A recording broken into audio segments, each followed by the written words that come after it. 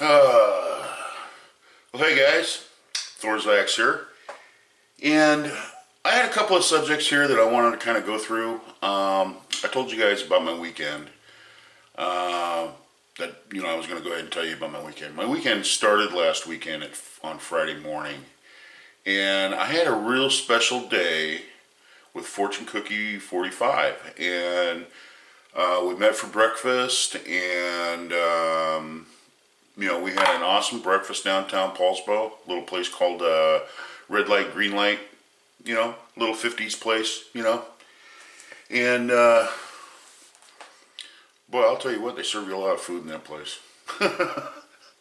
Anyway, so we had some coffee, we had some nice chat going, and everything like that, and we were kind of deciding what to do, and kind of looked outside, and, it was rainy and windy, and, there was, I kind of looked at Cookie and I said, hey, tell you what, why don't we go ahead and just go out and we'll head on into Bremerton. We'll hit a couple of the gun stores that I know out there, and we'll just spend the morning doing that and see if this burns off. And this burns off, then we'll go ahead and we'll go to the range and do a little bit of shooting. And I had all my guns and everything in the back of the car. I had all the ammo, targets, you name it. And anyway, so we went out and we had a blast. I mean, we just had a really good time just talking, and we talked about all kinds of different subjects, and we talked about reloading and shooting and the mindset of shooting and different bullets and bullet sizes and you name it, boy. We were just turning the page. We were just constantly on the same page on every single subject we talked about. He's just a very knowledgeable guy, and he's chewed the dirt. He's been on the firing line before. He knows what it's like being a competitor, and he knows how to deal with match pressure. He was telling me about PPC and some unfortunate things that happened in that sport. It just kind of got taken over by some real pros, and they were just, I'm going to tell you something. If there's no room for the amateurs and the novice, then it's no longer a sport. That's the way I look at it. If there's no room for the guys that are just, 9 to 5, working class guys, going out there, fitting this into their day, it's no longer a sport. When you have somebody who's dominating and dominating and dominating the sport, it's no fun to go out there and do it anymore. So anyway, Cookie will not be undersold when it comes to giving gifts. I'll tell you that right now. You give that guy a gift, well, you better expect to get twice as much back, because that guy is not going to sit back and be undersold. That's just the way it is. And I wasn't asking for anything. That's the whole thing. I wouldn't cast him up some bullets. I just, wanted to go ahead and just give them to him so, he can go ahead and shoot him. And I figured, get him a brick of, 22 long rifle, which is standard velocity. And we shot a lot of that standard velocity CCI in Bullseye. It's just as good as the green tag, which is their higher end. Or blue tag, I think they call it now. Anyway, I haven't bought competition ammo, made here in the States for quite a while. I usually stick with SK Jag or Wolf, If I can find Lapua on sale, I'll buy that. Ely's kind of pricey. Well, anyway, to get back to the whole thing about giving gifts, he gave me 1,000, okay? He gave me 1,000 of these 148 grain lead hollow base wad cutters. These are the bullets that he has always talked about in his videos that he shot during PPC. They're sized to I think 359. This says 358, but he said that he was miking them out at 359, I believe. But yeah, Remington doesn't make these anymore. You can't get them. So I kind of got a classic here. I kind of got some classic bullets. So I really appreciate that. Also, I want to show you another thing too. The Kentucky Patriot, okay, sends me a package. And I open it up. And check this out.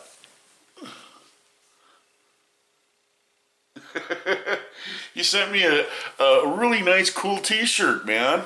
I mean, you know, with Thor's axe 777 on it. It's got the crossed axes on there and everything. That's really cool, man. I took that out. I was thinking, wow, that's awesome.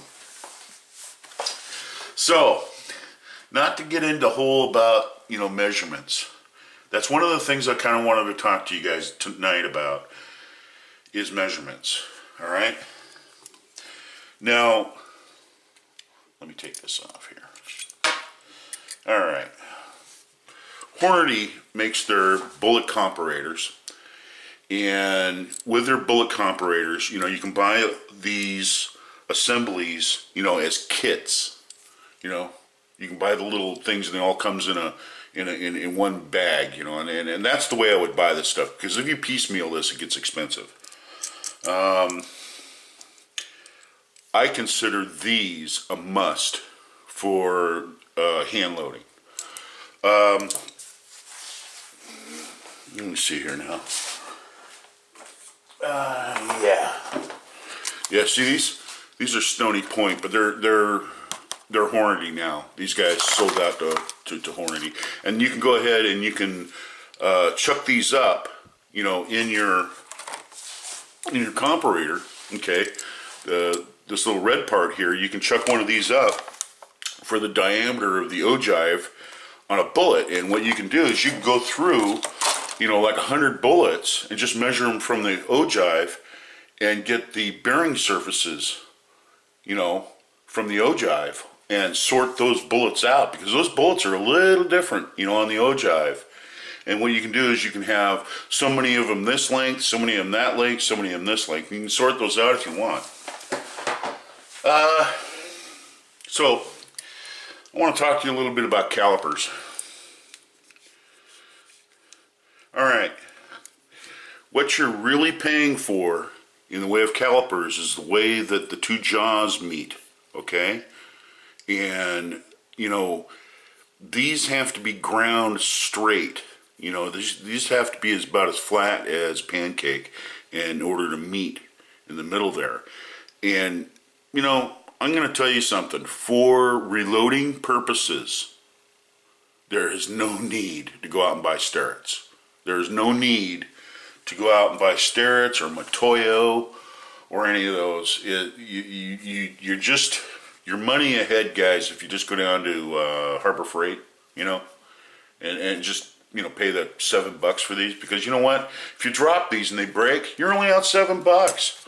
You know, instead of $150 for, you know, a set of Starretts or Matoyos.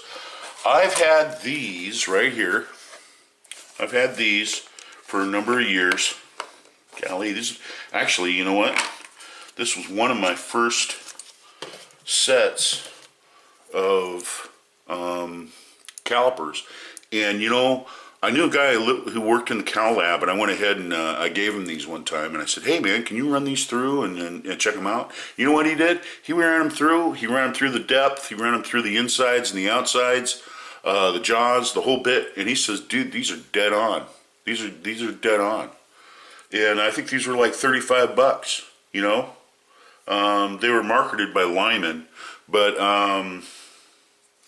I'd imagine they're probably made in China or something like that. It doesn't say on these. It's got a serial number. Huh. Yeah, stainless hardened is what it says on there. Yeah, it doesn't say. But anyway, I always like the dial ones, because the dial ones don't need batteries. You know, at least with this one, and when the battery goes out in it, and, you know, I mean, it's 1 o'clock in the morning and you can't go out and get a battery for it. You got your dial type. Another thing that I would consider, it's handy. Again, you know, this is a Stony Point, but it's marketed by Hornady now. Is the overall bullet length comparator.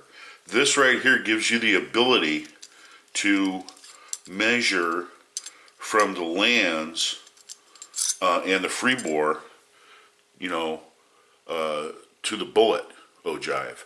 And you can go ahead and adjust that, you know, just by sticking a bullet down inside there. Now, this one, this right here, a friend of mine went ahead and made that for me. He drilled it out, went ahead and tapped it and everything like that to go in, you know, to the bullet comparator. The bullet tool itself. This is a 7.5 by 55 case. I can't remember what the thread pitch on there, but it's not a common one. They were smart when they made this, so you can't just go down to the, you know, Napa Auto Parts and, you know, just grab, you know, a tap for it. So it kind of makes me kind of upset. So anyway, I think that that's a must. You know, if you want to get accurate ammunition, you should be able to have a way of measuring that distance. And the thing is, though, is that, you see, you can also, with your calipers, you know, with a bullet comparator on there, on the end, you know, it's made so where you can measure from the ogive, okay? You can go ahead and measure from the ogive. Now, this one right here, this is for the datum line. But these smaller ones right here, these are for the ogive. So there's small, you know, measurement tools that'll make your hand loads a lot more accurate. And it takes the guesswork out because, you know, you're dealing with numbers. You know, you can go ahead and write this down in a journal, you know, and, you know, particular rifle and, you know, particular measurements that you have for that chamber. And you can go ahead and do that, you know, and have it on hand. This right here, I wouldn't say that this is indispensable. But what I would say is this is damn handy to have. I mean, I didn't realize that I was getting that much run out, you know. And what it was, I believe. Now I took the die out of my press, and what I did is I readjusted the die. I set it down further into the press, so where the neck of the case was just barely touching where it starts its little bit of a roll crimp. And I backed it out a little bit. And so that had a full length, you know, the bullet is going in there full length. And then I went ahead and cleaned the bullet seating stem and all that stuff and put it back in there. And believe it or not, that corrected most of the alignment issues I was having. But if I didn't have this, I wouldn't have known what was going on. And, you know, I mean, you go out there to the range and, you know, you blow off, you know, 100 rounds of 168 grain or 175 grain match bullets. I mean, that gets expensive, and especially if you already have a built-in error that's inside, you know, of your manufacturing that you didn't know about. So something like this, to me, is a plus. And they're not that expensive either. You can get something like this, you know, you can get this for, I think, less than $100. It's like, I think I got this one on sale for like $73. And it came with a dial and everything, came with everything. So, yeah. I feel that having a pair of calipers where it's all starts, you can move into where you can get the bullet comparator. You should have one of these. This is your overall bullet measurement tool. Having one of these is a big plus because if you just something flat, you know, to put the case up against. Okay. One thing I will say about this is since it's live centers, that means that this edge right here, you know, this edge right here on the edge of the case has to be clean. It can't have any burrs kicked up on it or anything like that because when it fits in there in a concave. If you guys can see that down inside there. See?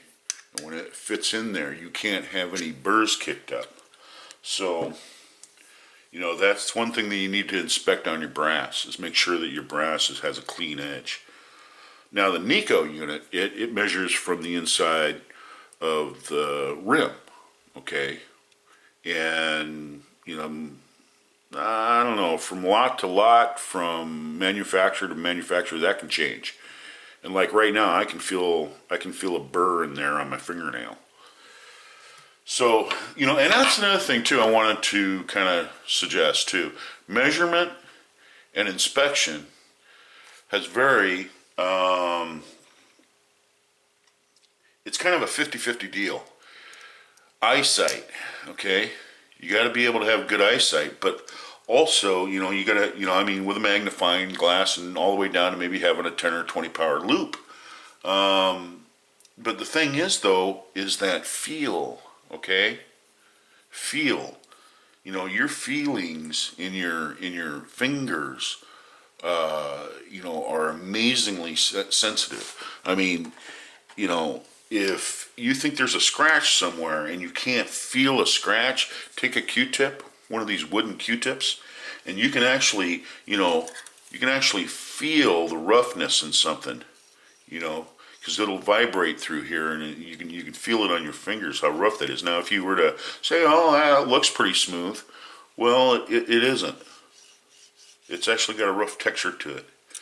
So you can't always go off of looks. You gotta be able to get your fingers in there and feel things.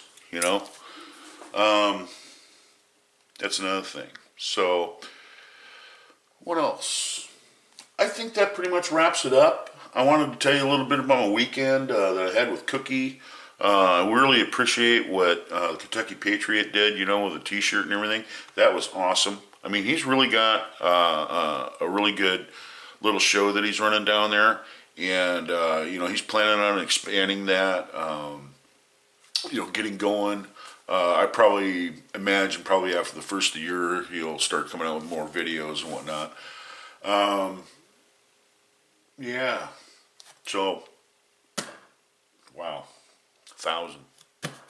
Oh, another thing too. He gave me Fortune Cookie gave me Rotometal's hat and a Rotometal T-shirt as well. So that's pretty cool stuff.